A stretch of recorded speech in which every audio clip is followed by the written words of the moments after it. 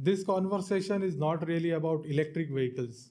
It's about how serious long term infrastructure businesses are actually built in India, where policy, technology, and execution meet. My guest for this episode is Rajeev YSR, founder and CEO of Thunderplus, a company building end to end EV charging infrastructure across manufacturing, deployment, operations, and digital platforms. Rajiv have seen both sides of the systems, working inside government on EV policy and outside it building infrastructure on ground. We are releasing this conversation on India's Republic Day, a reminder that nations are not built by intent alone but by institutions, systems, and policy who execute consistently. In this episode, we talk about what it really takes to build reliable, profitable infrastructure in India beyond hype, speed, and headlines. I am Sachin Kamte, and this is Digisamvad Business Podcast. So Rajiv sir, you have seen India's EV journey from inside the government and outside as a builder. What did that experience teach you that most people don't see? Very interesting question. True to its nature, that India we always call our strength is unity in diversity. Yes. The federal structure also is such a way that you have states that work independently. However, they again work in coalition when it comes to the one central government that is formed. Right? So generally, what happens is the nation as a whole, definitely we have a vision that in the next 5 years we wanted to be here and there, right? We have 5-year plans. Then we have that transformed into Niti Aayog now, which drafts Right. different, I would say, way forwards and then the roadmaps. However, when I talk about unity in diversity, while there is one department or one government, right, a structure at the central which drives a roadmap. Now, this is absorbed by states, and there are multiple departments within the states, whether it is DISCOMs, whether it is red caps, whether it is redcos, right, different nodal agencies. Again, these states have their own individual priorities and agendas. Right. So most of the times what happens is that particular common vision is further internalized and it takes a new avatar of what that state needs. So there is one filter that you see here. Now, second thing what happens is the gap between the ground reality when it comes to execution versus the planning at the helm of the things is quite wired. Right.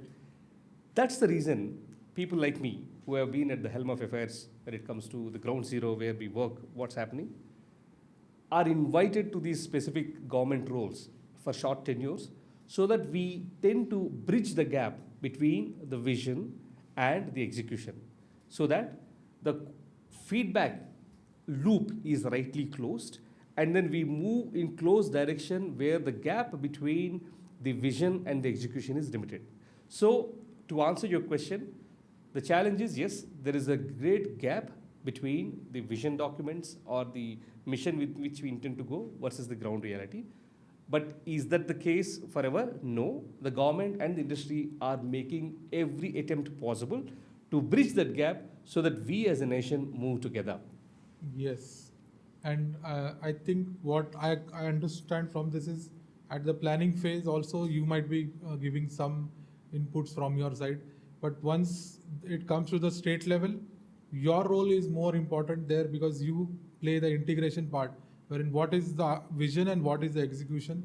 If there is any gap where there you come in place. That is what I'm thinking from my point of view. That's correct. That's Okay. correct. So now that we are on this podcast, we are talking about Republic Day. Yeah. So I would also like to add on to it that yesterday itself I heard on the news channel that we are having right now a meeting in Davos, Yes. Switzerland. The World and- Economic Forum. Yeah. Yes, World Economic Forum. And it was noted or mentioned in the news channel that IMF has projected that India is going to, grow at a rate of 7.5%. That is the highest globally.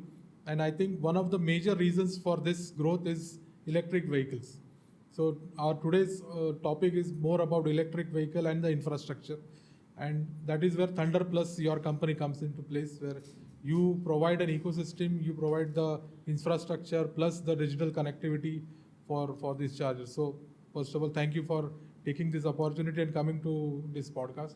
So let's move ahead with our next question. That before Thunderplus, you worked across mobility as well as logistics. So what problems kept coming back again and again is you're seeing your transition from working from a company, now you have your own business. What do you see some problems which were there previously and now also? Yeah.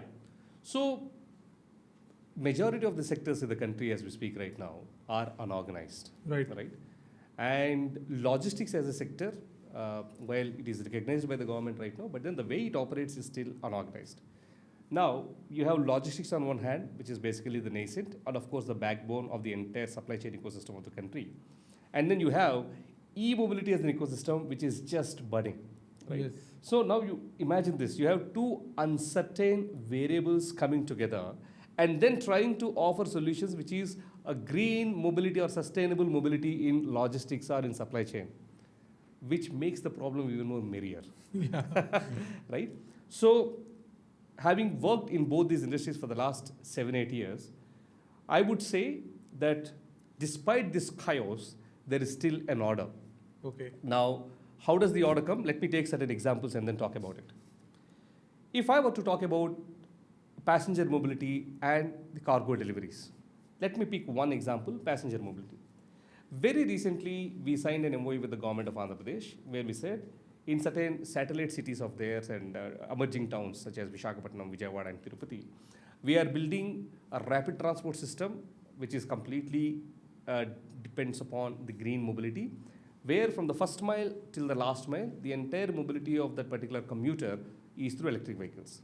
Okay. Now, the problem statement seems to be unified and singular, but when you double tap and then go a little deeper into it, you will understand that within that simple problem statement, there are three different problems embedded. One is, when you talk about first mile, that is generally served by two-wheelers, three-wheelers, to certain extent four-wheelers. Small tempos and all. Yes. Right.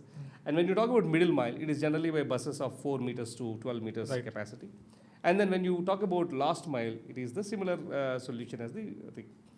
Now, we are talking about 4 different product portfolios, two-wheelers, three-wheelers, four-wheelers, and buses.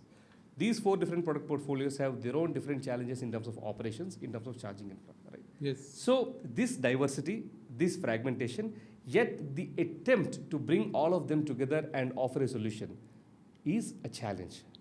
But when this is rightly solved, that brings opportunities. What I understand here is if there are 4 different types of mobility, they will be having 4 different types of charging points or 4 different types of equipments in that product and vehicle. But then we also need to have a standardized charging infrastructure, right? I think that is where Thunderplus comes in picture, right? That's correct. So to answer your question rightly, as I told you, while there is chaos or while there is fragmentation, there is still order in terms of integration. And I will talk about this order integration. And then the technical word generally we use is standardization. Standardization, right? Now, even within this standardization, there is a very good diversity when it comes to EVs. For example, the one simple statement anybody would like to make is, can I have one single charger that can charge my two-wheelers, three-wheelers, four-wheelers, buses all put together? Is it possible? Yes. Your AC001 standard charging protocol serves the same purpose. 3.3 kilowatt chargers that can charge two-wheelers, three-wheelers as well as four-wheelers. Okay. Now, these are all slow charging. When it comes to fast charging, within four-wheeler itself, you have 4 different protocols.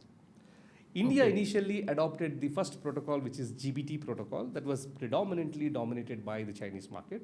But because of the then geopolitical tensions, India consciously chose to walk away from that particular standardization. That's why you see all the first generation vehicles still have GBT protocols. And then we have CCS and CHEDEMO protocols in between, which are considered to be neutral protocols. CHEDEMO, of course, is by the Suzukis and the other players, Japanese. which are Japanese. And CCS is more predominantly rest of the Japanese and then the European players and then the US players.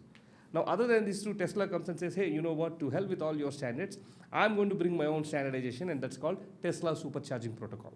Okay. Now, while the charging protocol started in these 4 different portfolios, but as we, now this was almost 7-8 years ago, but as we see right now, we see a convergence that is coming among these protocols.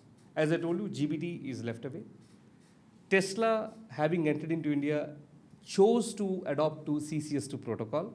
Okay. CHEDEMO did not take its birth really as it is intended to be.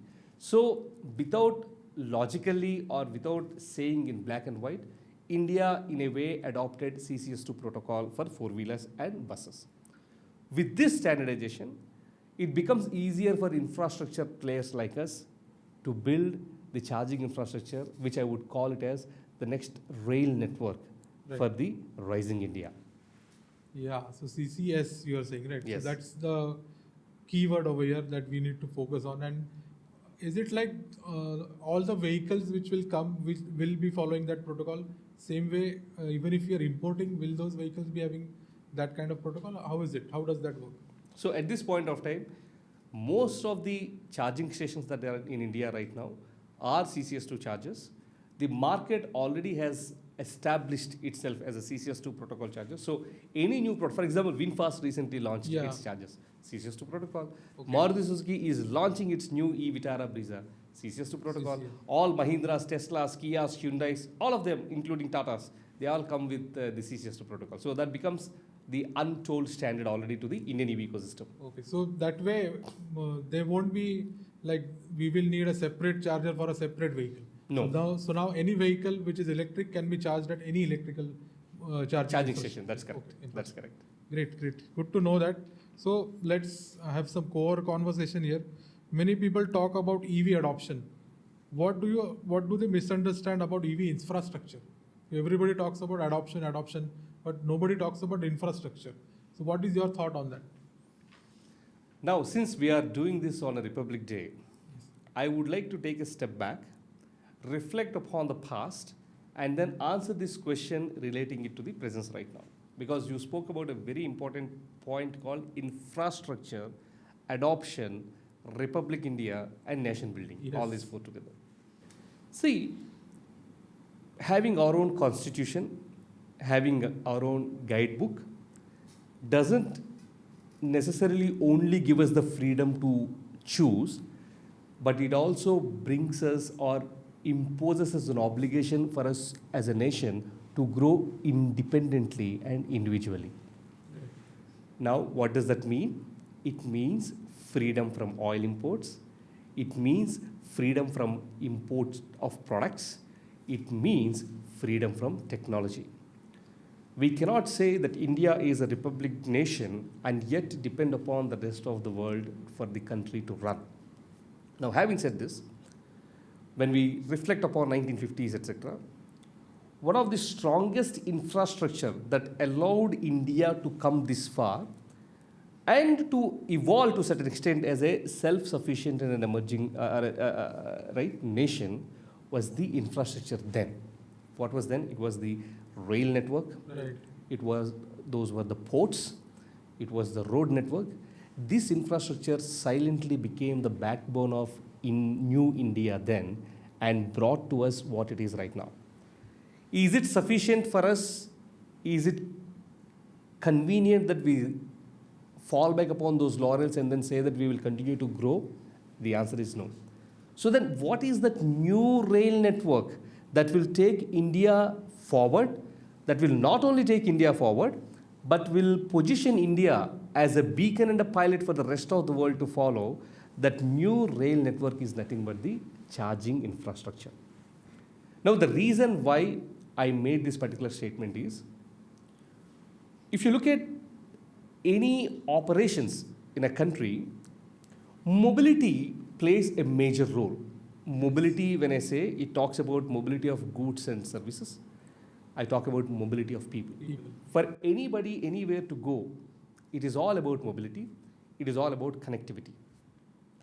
And if we were able to solve this problem of mobility in a very sustained way, and if we show to the masses, right, that this is actually adoptable, this can actually be owned, and this can actually be executed, the adoption automatically happens. Now, you asked a question. When we talk about EV adoptions, what are different myths that people carry? Yes. And what those myths that are being challenged right now? The first myth people carry is, oh, the EVs are expensive. Yes. One fragmented view, yes. For a given model, the EV versus the non-EV counterpart, the EV is definitely expensive at an upfront cost perspective. But when you look at the total cost of ownership, which is the capital investment of the vehicle plus the running cost that you invest in terms of fuel together forms the total cost of ownership. Yes. EV is very, very cheap. Running cost as well. Yes, almost 20% of what you spend on diesel is just what you spend on an EV when it comes to running cost. So just 20% of the cost of an EV is what. Absolutely. So it is very much beneficial to adopt a EV more than an IC combustion. Very true. See, but the upfront, as you said, upfront is what people are not immediately hooked upon. They're hesitant because of the upfront cost. But if they understand the value for the long term, I think then they will be definitely having more positive thought towards EVs, right? That's correct. So that is myth number 1. Myth number 2, oh my God, the charging stations are not available everywhere, unlike my petrol pumps. Range anxiety. Yeah. Yes. Wherever my vehicle stops, I can find a petrol bunk and then fill either my petrol or a diesel. Right. But when it comes to EVs, how do I find those charging stations, right? So range anxiety and most importantly, charger anxiety. Will that charger give me correct output? Is one. Whether I have densely populated chargers is second. Even if the chargers are rightly densely populated, is the charger functional when I go there is third. That is also one That's also big question. Because sometimes we see, okay, there is a charger, but I don't know whether it's working or not. Working or not, right? So, while it is very easy in a podcast, right, being an EV influencer or being an EV thought leader to say that, hey, everybody, you should buy EVs, this will help you, blah, blah, blah. I thought unless I practically follow, demonstrate and experience, I do not have the moral right to encourage and educate others. So what they say, follow what you teach or preach what you teach. Yeah. So this time, what I have done is, I have taken up a 2,000 kilometers drive on an EV in the last 1 week's time. I started from Hyderabad. I had traveled all the way to Vijayawada, Kakinada, Visakhapatnam, Vijayanagaram, multiple, I would say, the mandal and village routes internally, and I came back. In your EV? In my EV. Okay. 2,000 kilometers. Okay.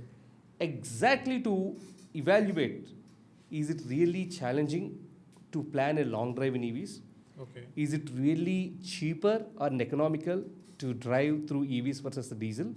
And let me tell you, these findings, of course, which I'm going to share during the course of this podcast, will drive everyone crazy. It brings, in fact, I also recently posted on LinkedIn unfiltered feedback on EV and its adoption, which we talk about right now. Okay. And it will challenge many of the hypotheses that we carry. And it will also challenge most of us to consider that EVs as an alternate mobility solution. Rajeev ji, let's cut the silence, cut the suspense, and tell us, what did you learn from your 2,000 kilometer EV journey? What was your practical experience? So this 2,000 kilometer journey began from Hyderabad. The vehicle I used has got around 70 kilowatt hour capacity of battery, which gives around 500 kilometers range. Okay. That is roughly every kilowatt hour gives me around 7 kilometers as a range. Now, at every station of Thunderplus, the per unit cost is roughly 20 rupees. Okay, for the consumer. Okay. 20 rupees per kilowatt hour.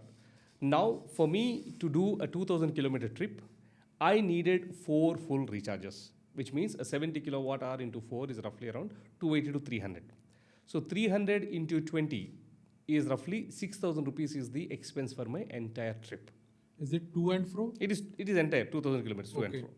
Now let us assume the same cost in terms of a diesel vehicle.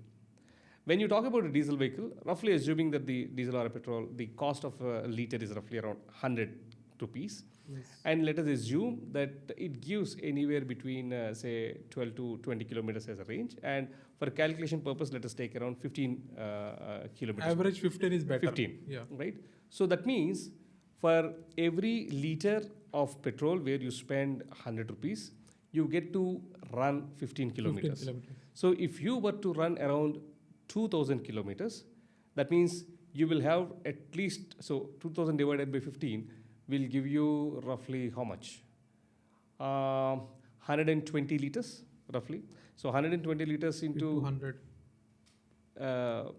Diesel cost, you are saying? 100. Around 100, right? Yeah. So that becomes roughly around 12,000. 12,000, yeah. So it is 6,000. twice. 6,000 versus 12,000, Oh right? my God. So this is number one challenge, that yes, EVs are very, very economical, and that is how it is. That is number one.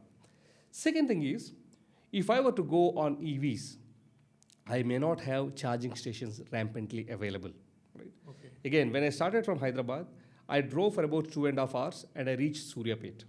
And at Suryapet, I had Thunderplus fast charging station at Hotel Logili, where I was able to charge the vehicle. Now, the myth here, oh, if I were to charge the vehicle, I have to wait at least 1 hour to charge the vehicle or 2 hours to charge the vehicle, because most of the chargers are 30 kilowatt or 60 Yeah. kilowatt, which means a 30 kilowatt needs to be engaged for 2 hours for 70 units and a 60 kilowatt almost 1 hour.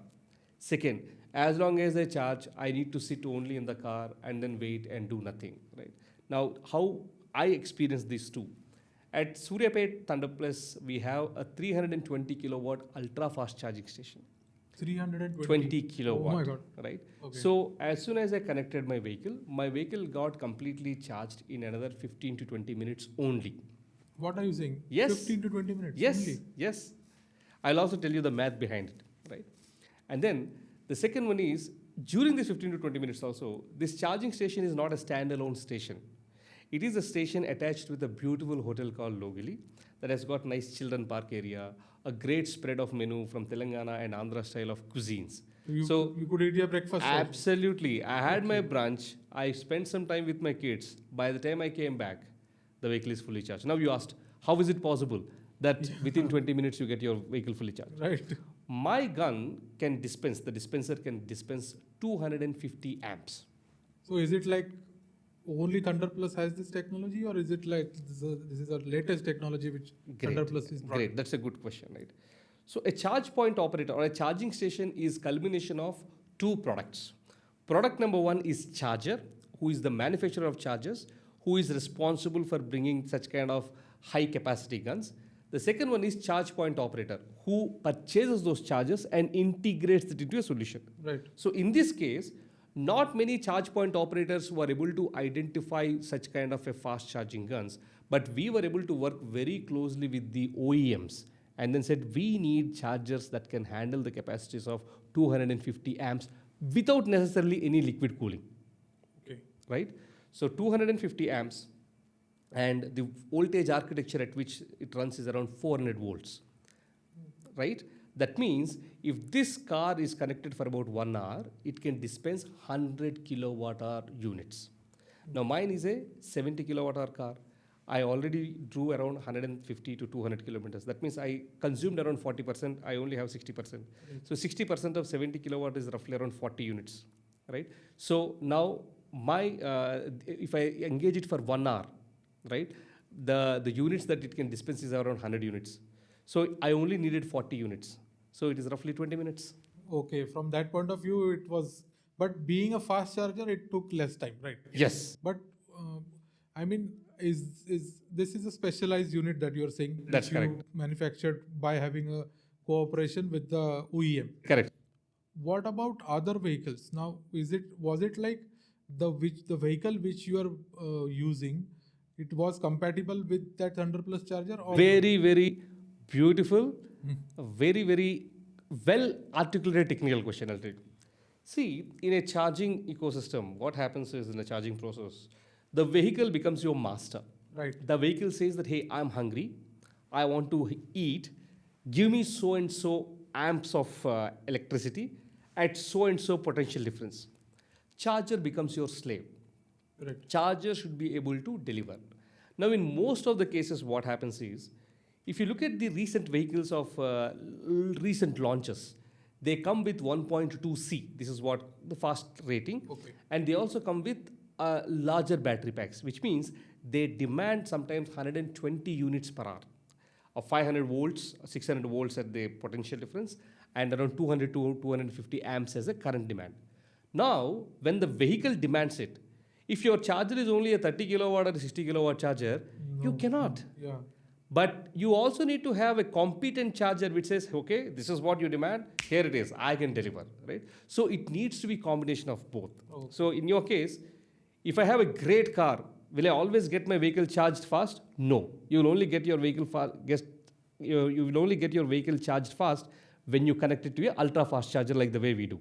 Similarly, if you have a very slow consuming vehicle and then you say, no, I will connect to the ultra fast charger, will my vehicle get charged? No. So both compatibility is important. Okay. But now people are the vehicle OEMs or vehicle manufacturers are building fast charging capability products. Okay, so the vehicle are getting inbuilt this technology. Absolutely. The latest ones. Absolutely, that's correct. Okay. Let's not do a marketing for vehicles today. Absolutely. Let's talk about the infrastructure. Now, another thing, like practically thinking, if I am having a electric vehicle, how will I come to know where are your chargers or where are the electric chargers which are compatible to my vehicle? Brilliant. So this communication or this particular standardization is what we learned as CCS2 protocol. So when I buy a vehicle which is a CCS2 compatible, any charger that is CCS2 compatible, both get married. Now, first thing I dealt with the myth of the cost. Second thing, I dealt with the myth of the charging time. Now, third, while I'm dealing with the myth, I'm going to answer this particular question. Okay. Right? The third important thing is, okay, Suryapet I charged. Then with a full charge, I have another ultra fast charge station at Vijayawada. I didn't stop there. I went all the way to Eluru. Okay. And there I charged for an ultra fast EV charging station. And from Eluru, I drove all the way to my hometown, which is Vijayanagaram. Okay. Now, your question, how do you know that there is a charger at Eluru? How do you know that there is a charger at Vijayanagaram? How is it that you are able to plan this trip? Very, very simple. Now, most of the chargers are actually found on Google.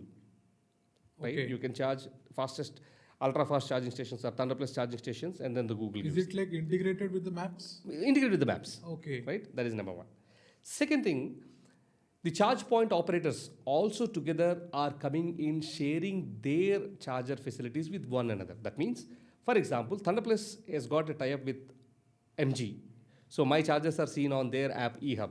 Thunderplus chargers can be seen on Reliance Jio. Thunderplus chargers can be seen on Static. Thunderplus chargers can be seen on multiple other things. Similarly, some of their chargers are also visible on my platform. So the discoverability is there. Third most important thing that you asked, how do I know whether that particular gun is working or not working or is it engaged? So within those particular app, you get to very clearly see whether that particular gun is engaged by somebody or is it faulty and not working or is it available. So one can have all this planning done right at the comfort of a Thunderplus app at this point of time and plan their journey so smoothly. So I think this app will be like a boon, like a necessity henceforth if you are having an EV and you are traveling. So that app will definitely tell me where it is it working or not, or is it open or vacant or busy? Absolutely. So that will be very, what we say, stress-free drive for everyone. And it also talks about the capacity of the charger you have. And is it the a 30 capacity. kilowatt, 60 kilowatt, 240 kilowatt? Now, let me talk about another used case, even though that did not come into context. So, very recently, as I told you, one of my friends reached out to me saying that, hey, I want you to come to my apartment society and speak to the management committee because I bought so-and-so EV car basis on your videos and now they're not allowing me to set up a charging point in my parking lot. Okay. So then I intervened and I understood what their particular concern Means is. like a gated community. Gated community. Okay. And they were saying that, sir, we have 1,000 flats and we have 2,000 car parks. If everybody comes with a request that I want to set up a 3.3 kilowatt or 7.4 kilowatt charging point, now multiply these 2,000 parking lots into 7.4, 15,000 kilowatt hour. Where do I bring such kind of a power? And it becomes completely unviable.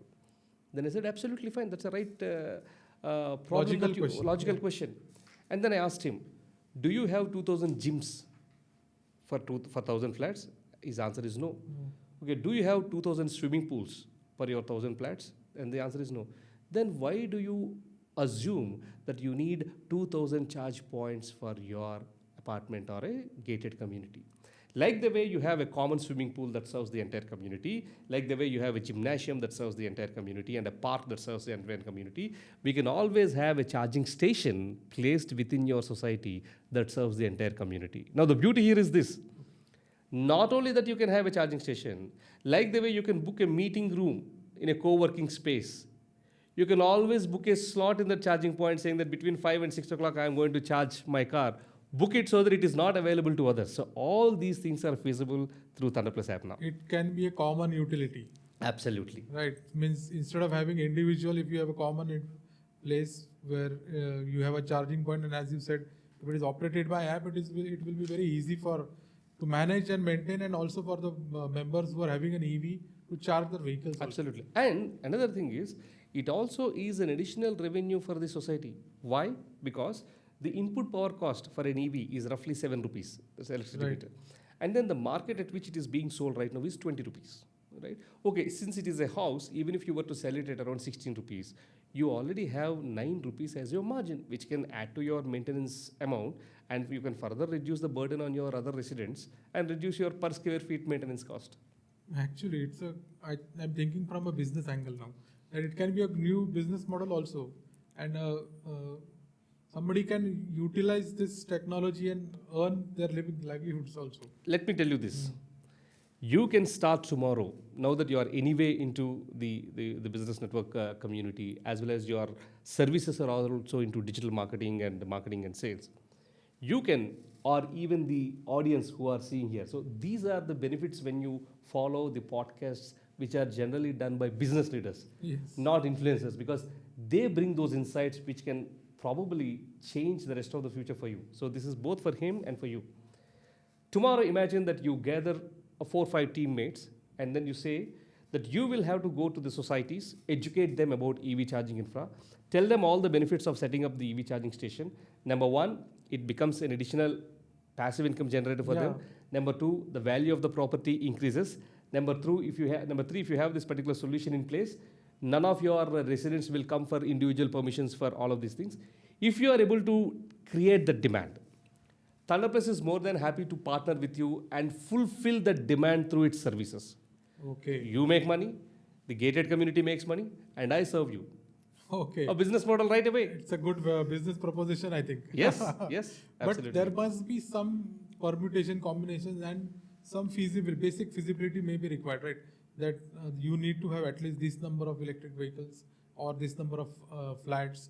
And also, as you said, the power supply part, will that also be handled by Thunderplus, or we will have to approach the power systems separately? Very good question. Because that is one block which everybody will have. Very good. I think I really appreciate the multiple hats you are able to wear at the same time.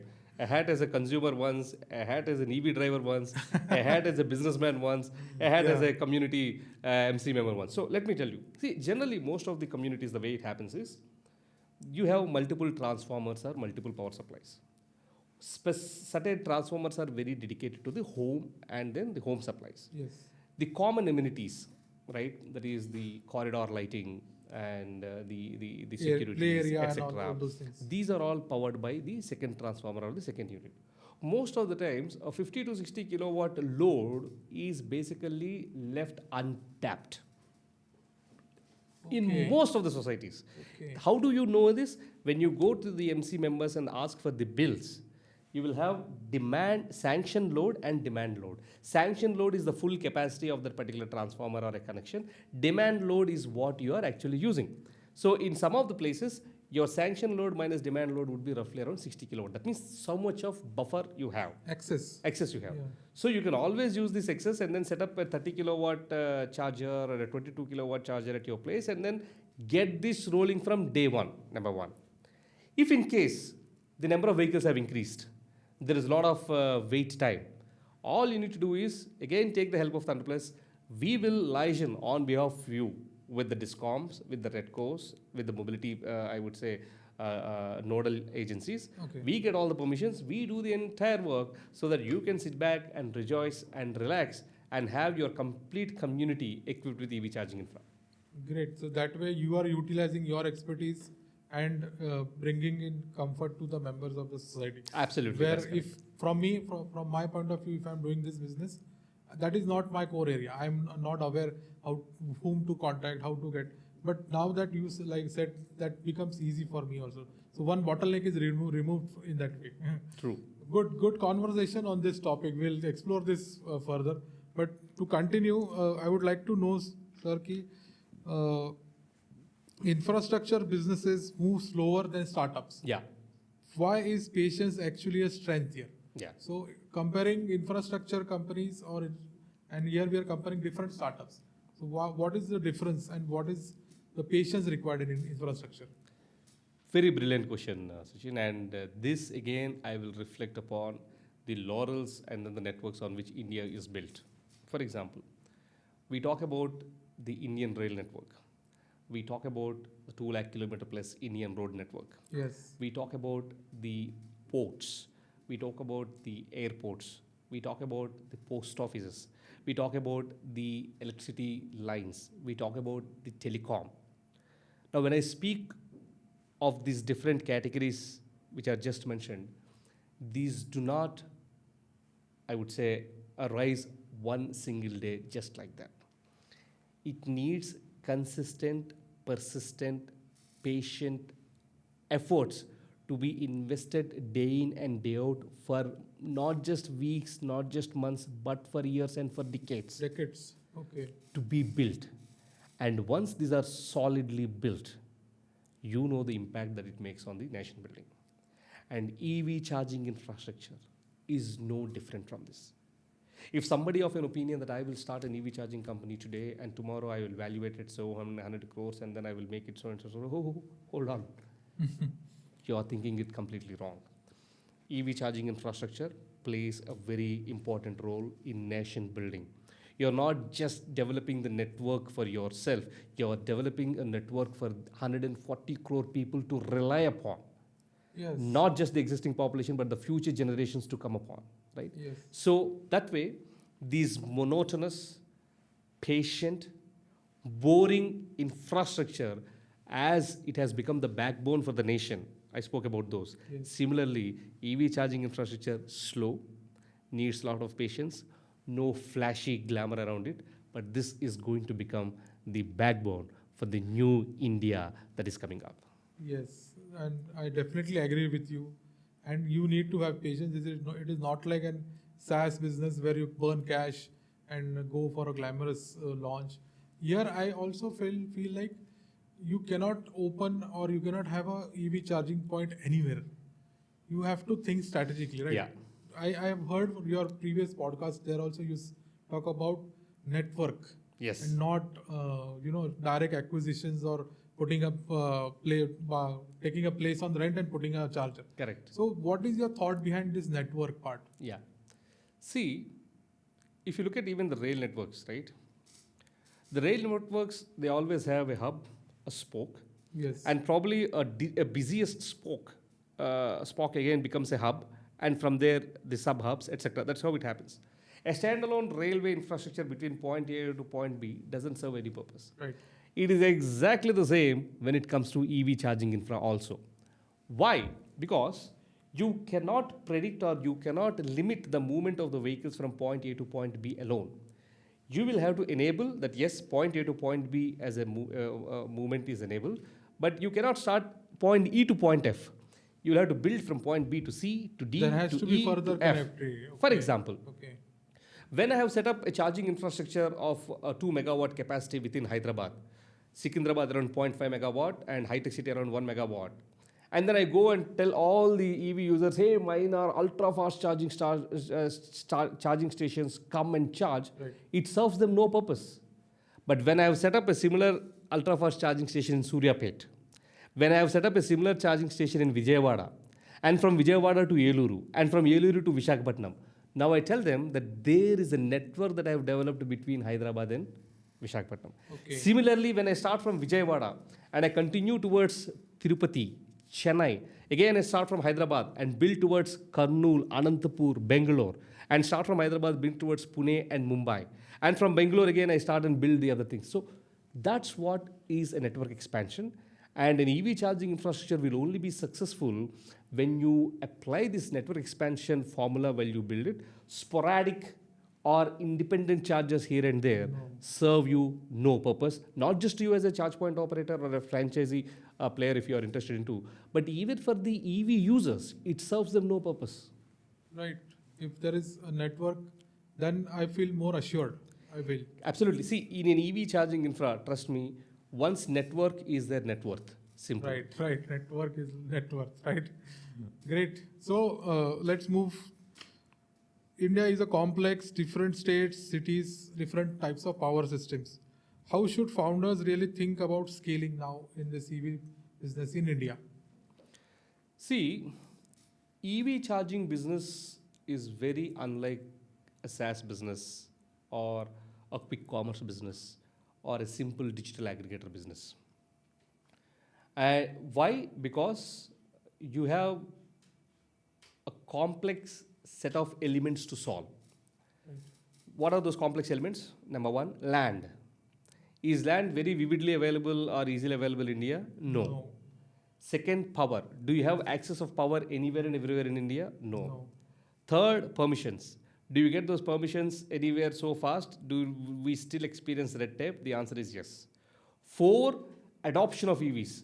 Are EVs adopted so well that anywhere you set up a charging station, it goes, I would say, super performing from day one? No.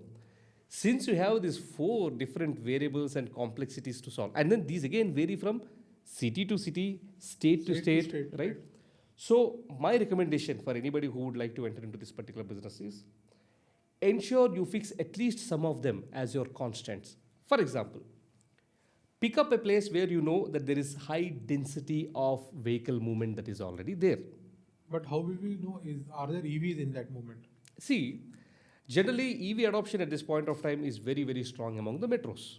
Right. Hyderabad, Bangalore, Delhi, Mumbai, leading the charts, but even the other metros are also there. So consider that metro as a starting point. Say, for example, Hyderabad is a metro.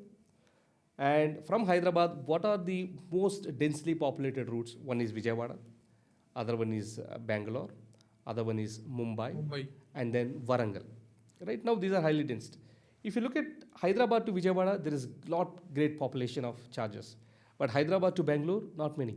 Yeah. Hyderabad to Mumbai, not many. Hyderabad to Warangal, not many, right? So that is how you pick up one particular city and estimate the potential vehicular movement, right? That is number one. So estimate the demand, that is number one. Number two, never ever build standalone chargers.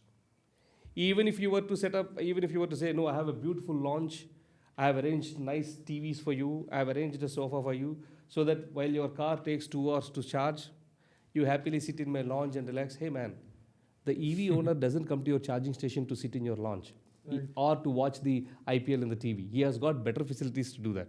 He comes to you so that he can get his vehicle charged instantaneously and move on, right? Yes. And so do not just limit yourself to 60 kilowatt or 120 kilowatt chargers. Go for ultra fast charging like the way we are doing it. Right. Third one, no standalone charging stations. Even if you have all of the launch and everything, etc. But what if your kids are bored? What will you do? Yeah. What if your kids are hungry? What will you feed them? Biscuits, chai? Will it satisfy their hunger? Always have your charger in collaboration with a charging station in collaboration with a nice restaurant, so that when the vehicle gets charged, your customers can go and enjoy a nice meal, right? So the first one is, as I told you, vehicular movement. Second one is no standalone. Third one is don't go for these cheap near 60, 120 kilowatt charging stations. Go for ultra fast charging stations. Okay. So if we follow these three principles, I think we will be definitely successful in this business. Absolutely. That is what you are saying. And most importantly, you might ask, but I don't know the technology.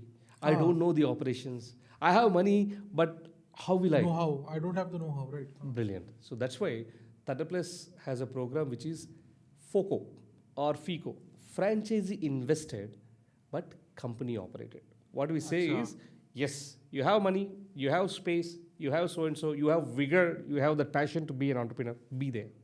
Your entire operations and business is run by me. While I do that, I continue to educate you, I continue to equip you so that you become independent and you can run your own charging station and you can become a successful charge point operator. Yeah, if I tell these points with my network, definitely there will be some people who are eager to invest, but Absolutely. Sometimes they hold back because of not of having knowledge about the technology, not having knowledge about the systems. But if there is a hand holding, definitely people will be more interested in this business. I think so. Definitely. I myself is interested now. Very nice. No, let me talk about few examples of franchise owners who have come, right? So one franchise owner of ours, the first franchise of ours is taken by a young girl who just passed out of her MBA. And she goes to her dad and says, Dad, I don't want to get into any regular corporate role. I want to be an entrepreneur. Right. And then her dad did multiple, I would say, studies and multiple researchers, and finally I read Thunderplus, and then he has set up a Thunderplus charging station, and then the girl is very happy. Oh, great. The second franchise was also by a woman. She runs a hotel in Mangalagiri near Vijayawada, and she noticed majority of her customers were coming in electric Electric cars, vehicles. and there is a small tea stall outside her hotel. The delivery persons come by electric two-wheelers, three-wheelers, Right. and then she approached Thunderplus asking us if we were ready to set up a charging station. Done, and now she makes dual revenue: revenue through food, revenue through charging. Then there is another person who was fed up with the Trump and the confusion that is happening in the US. He finished his master's and came back. Okay. But obviously, after coming back, he was not really identifying the right job, etc. So in Bachupalli, fortunately, his father has got a 500 square yard land. What we have done, we have converted that into a fast charging station. And now he's happily enjoying the charging station, looking after its operations and expanding it, right? So these are live stories of people who have chosen to become entrepreneurs Right. with having at least either a land or money to invest, and rest of the heavy lifting and the confidence is done by Thunderplus. Great. Good to know that. And I would like to tell the audience also that when I went and visited Rajeev sir's office, he told me to please visit his charging point, which was right next to your office. There I came to know that it was a barren land where there was what we say not utilized properly land. Maybe it is government. I don't know that, but it was a barren land where people are throwing their dust. And it was Garbage. become a garbage place. Correct. But when I went there, I saw that this garbage place was turned miraculously into a EV charging point where I was seeing two-wheelers who were Rapido guys, there were Swiggy, Zomato guys, there were three-wheelers, there was a car, and the person who was guiding me, he said a bus can also charge here.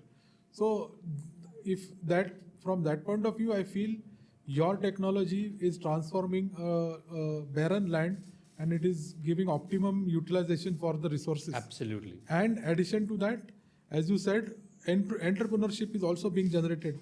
We are not telling people more to go and do some jobs.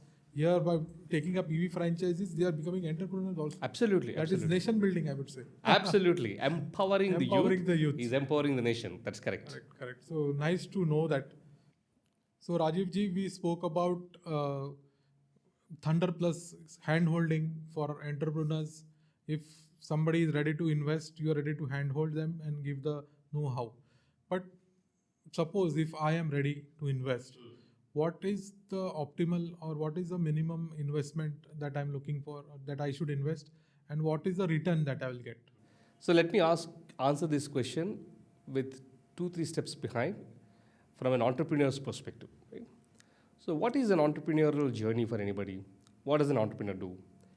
He guesstimates that there exists a problem. I'm going to build a solution. And I will try to build a solution in a most unique way, innovative way. And in the process of me solving that problem, I make money. Right? This is the whole thing. Now, the certainty of the problem, the certainty of the solution, the certainty of that being scaled up is always 50-50. He may succeed, he may not succeed. 50% chance, yes.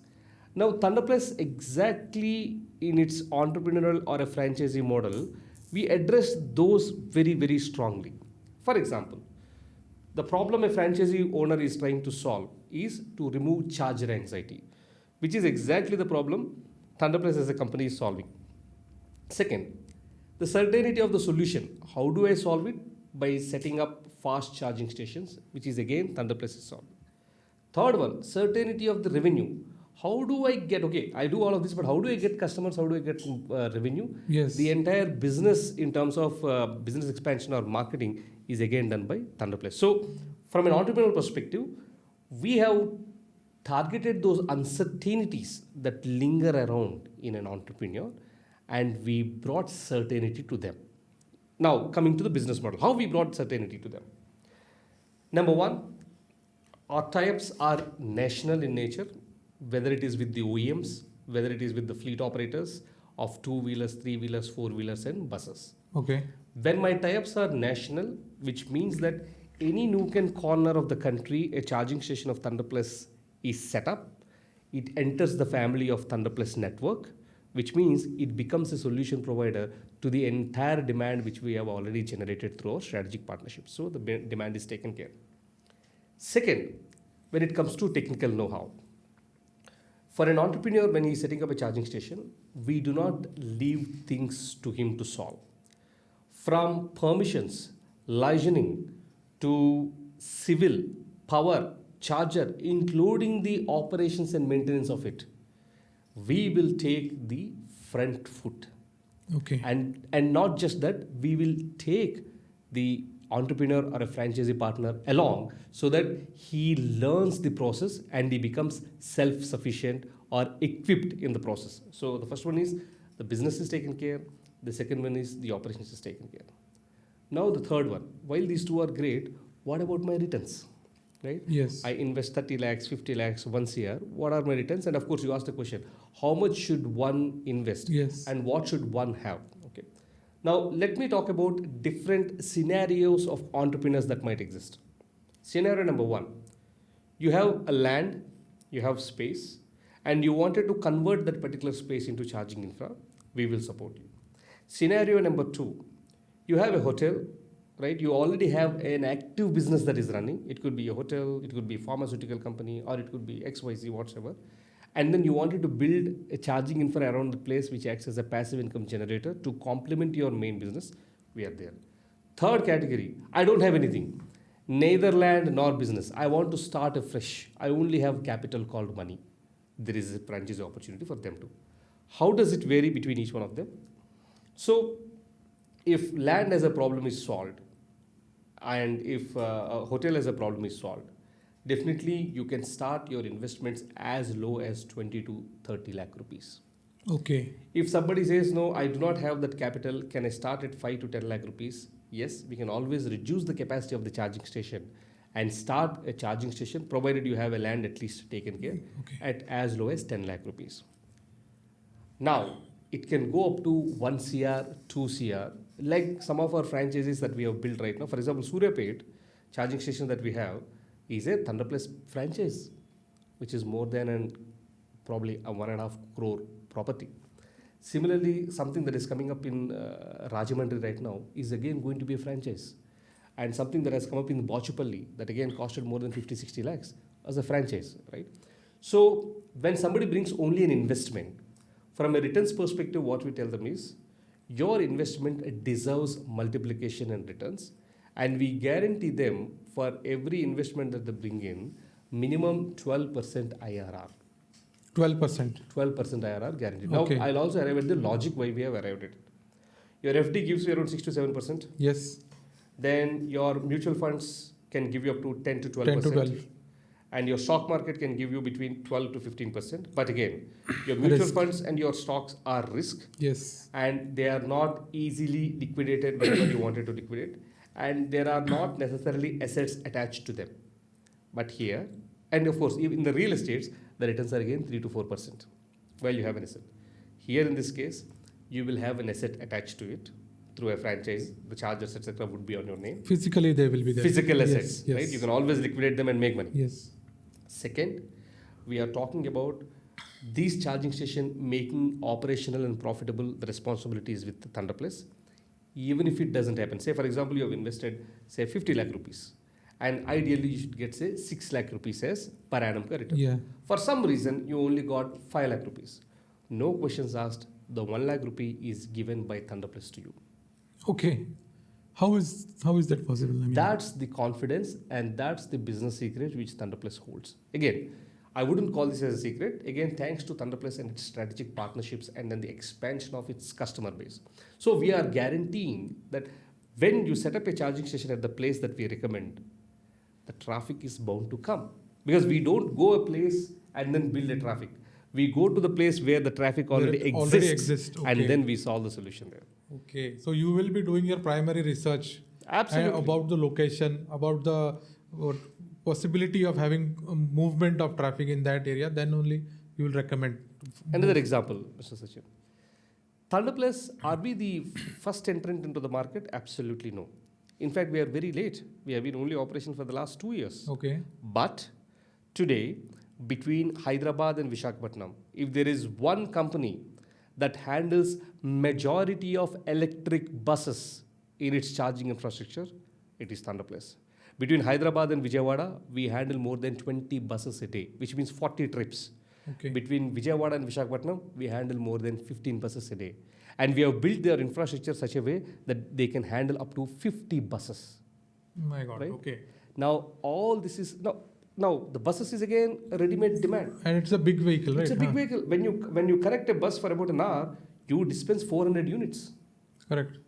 That's a huge business. So your charging points have that capability. That capability. Okay. And our franchises will have all these bus customers that whom I serve are obviously becoming the customers of my franchise. Mm-hmm. And if in case you have a hotel, for example, suppose right now I'm building between Hyderabad and Bangalore. Imagine you have a hotel and you are not very happy with the customer park that is coming to you. The minute you tie up with Thunderplus, you not only get a charging station, you will get captive customers. Each bus carries up to 40 to 50 people. Yes. And I can bring around 10 buses a day. That means without spending a single penny, you have probably 15 to, say, for example, 500 people on one route. Yes. And the same bus covers 2. That means roughly 1,000 new customers coming to your doorstep, to your hotel every single day. Imagine each one of these 1,000 people, even if they spend at least 100 rupees, or 50% of them spends only 200 rupees, the revenue that I'm giving it to you through the bus business is 1 lakh rupees per day. Yes, it will be like a multiple source of income. Absolutely, absolutely. So the bus gets charged, you get revenue from that. The bus passengers will eat, you'll get revenue from that. And again, as you asked me one important question, right? The discoverability. Yeah. What is the myth? Will a standalone charger work? You already have a hotel. And all you need to have is set up a charging station. The customers charge their cars and they can always bill you to the hotel. Right? Yes. So these various business models exist.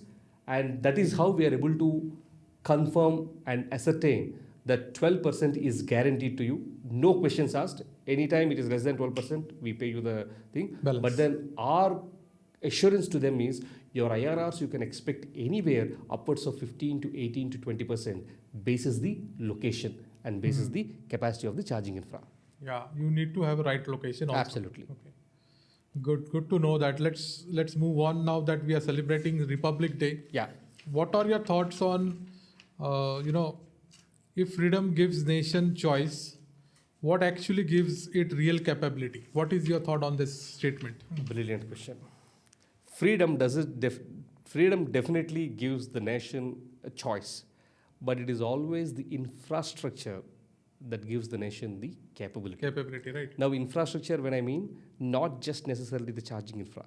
Infrastructure could be the roads, the rails, the ports, right, the buildings, and many other, I would say, social amenities that we talk about. Yes. Once we have that infrastructure right, and also this infrastructure in terms of health, infrastructure most importantly in terms of education, right? Correct. Because the biggest fight India at this point of time is fighting across the world, right? That we are unnecessarily being picked up for our civic sense, right?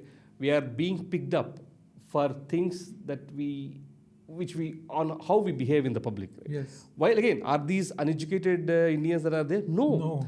Well-educated engineers, they are good coders, good programmers, good businessmen. But when it comes to how to behave, right, we are somehow missing the mark. Reason? Because we are not rightly educated on how one should behave, right? So a nation, the capability, infrastructure in all these realms, infrastructure in education, infrastructure in health, and infrastructure in all other systems.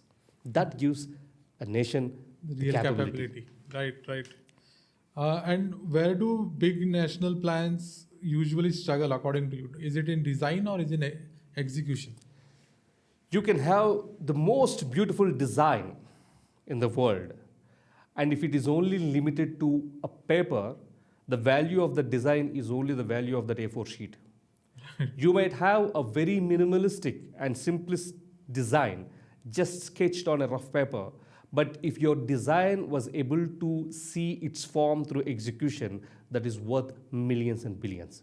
So for us as a nation, and India is not dearth of ideas, right? From the beginning, we are exploding with ideas. Yeah, we are always explode with ideas, and that's the problem. We limit and we stop ourselves with the ideas. Even the audience at this point of time, right? I'm sure you're watching this particular podcast to understand, and while you are watching, while you are looking at our conversation, you are bombarded with ideas. But what will happen? You will stop this, start your Instagram and start scrolling it. Serves no purpose.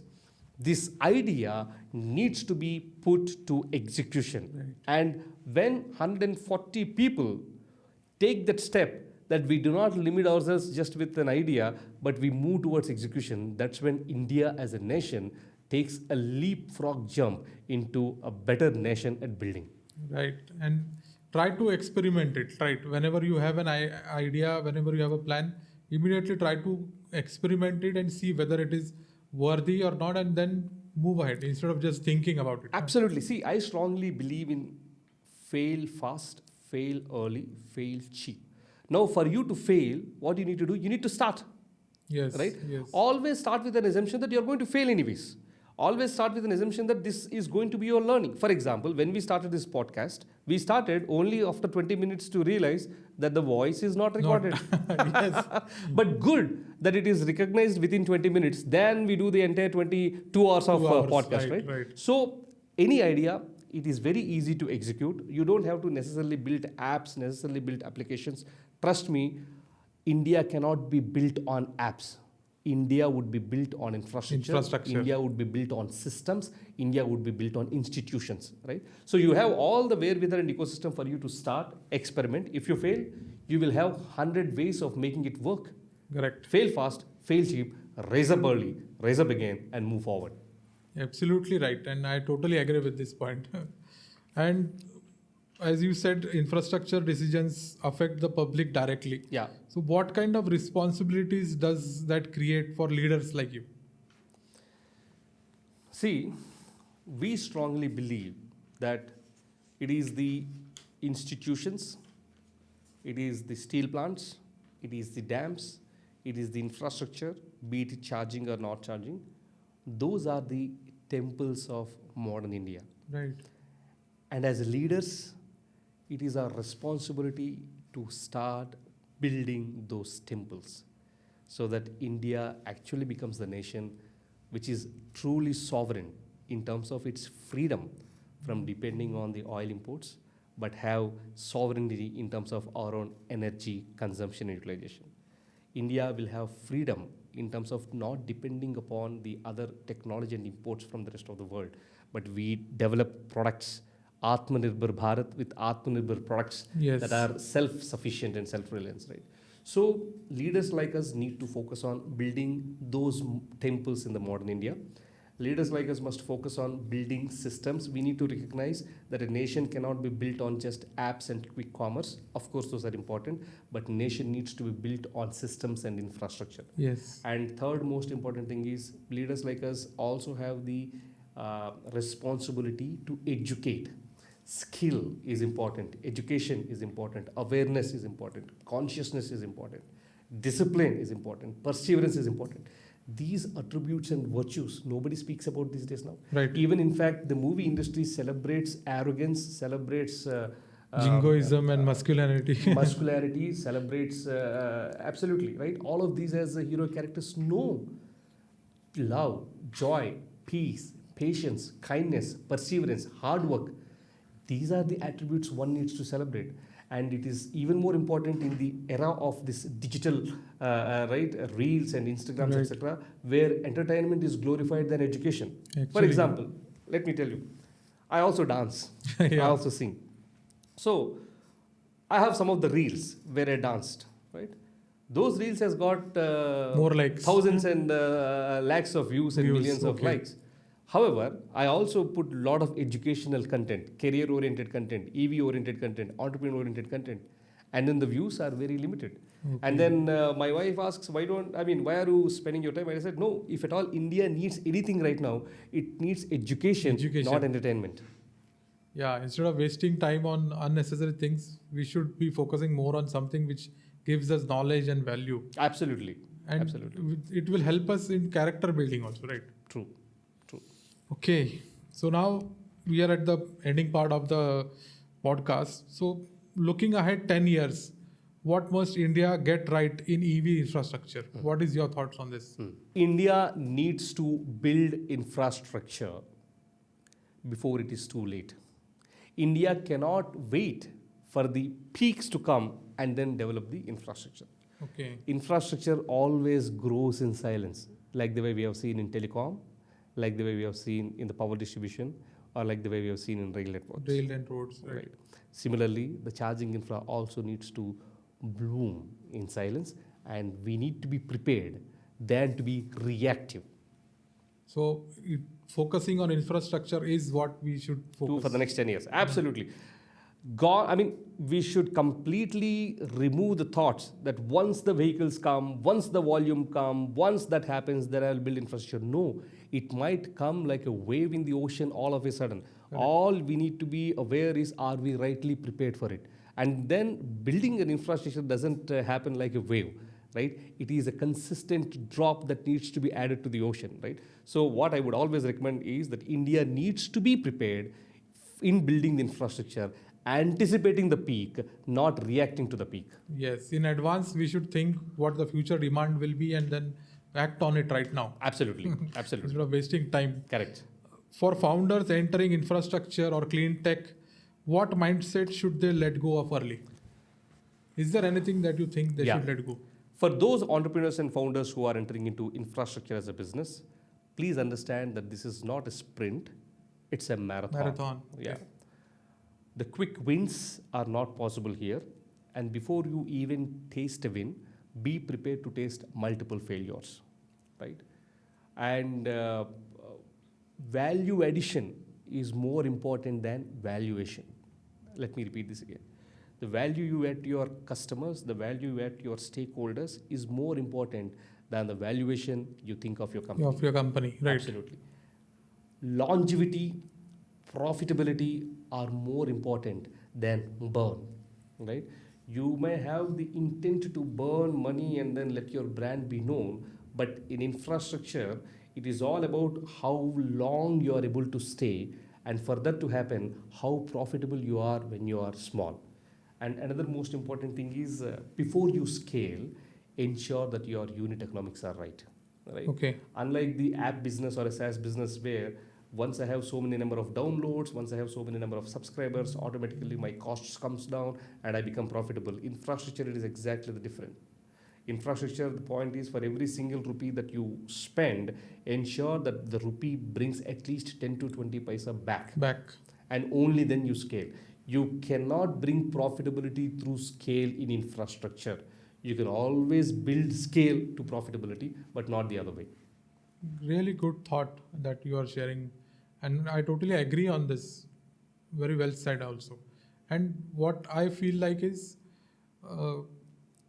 instead of just focusing on fast growth, as you said, think this is a marathon, think long term. Yes. And it will definitely pay us the dividends. Absolutely. As you rightly said. And the one last question now.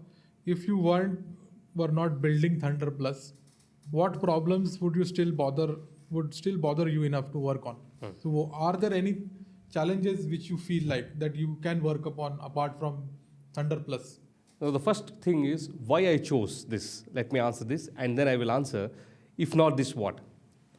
Mobility as such touches livelihood, touches upon the dignity, and touches upon the nation building. All these happen through a system called mobility. And if I were to choose anything other than Thunderplus or mobility at this point of time, I would definitely choose a system which again has got all these three aspects. A system, if it fails, impacts and hurts millions. A system, if it fails, impacts the dignity of my fellow Indian. A system, if it fails, takes the nation backward.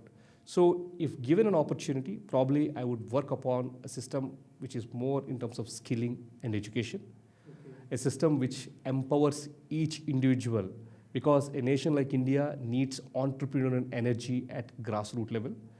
I would probably work on developing entrepreneurs from the rural Bharat. I would probably work upon systems that can not just solve the problems in India, but can solve the problems of the world.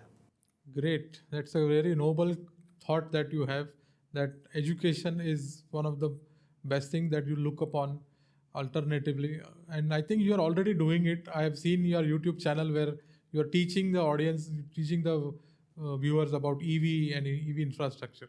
So good to know that. And I would like to urge the viewers of this podcast that if you have any questions, if you want to be an entrepreneur, if you are looking to set up a EV charging point, do comment on this podcast, and we will definitely try to reach with Rajeev sir. So Rajeev sir, before we close, any last any thoughts for the audience who are watching this podcast? Absolutely. I have penned my thoughts and I want to read them to the audience. Please. So, as we celebrate the Republic Day today, we remember that freedom is not just inherited, it is maintained. The next chapter of India's independence will be written in power stations, charging stations, and reliable systems that quietly serve millions, if not billions. To founders, build for India as it is. To policymakers, trust the executioners, trust the builders.